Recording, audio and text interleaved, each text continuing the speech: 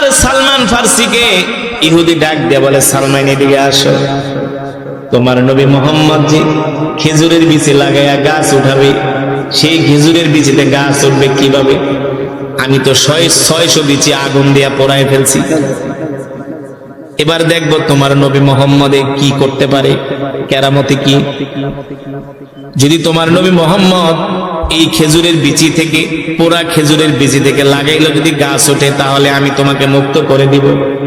সালমান ফার্সি জানতেন পোড়া খেজুরের বিচি থেকে কোনোদিন গাছ ওঠা সম্ভব।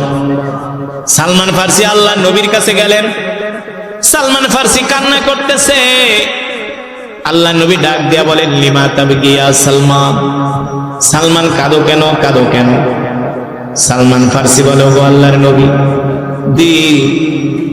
ওই 600 খেজুরের বিচি আগুন দিয়া পোড়ায় ফেলছে, তার মানে এই বিচি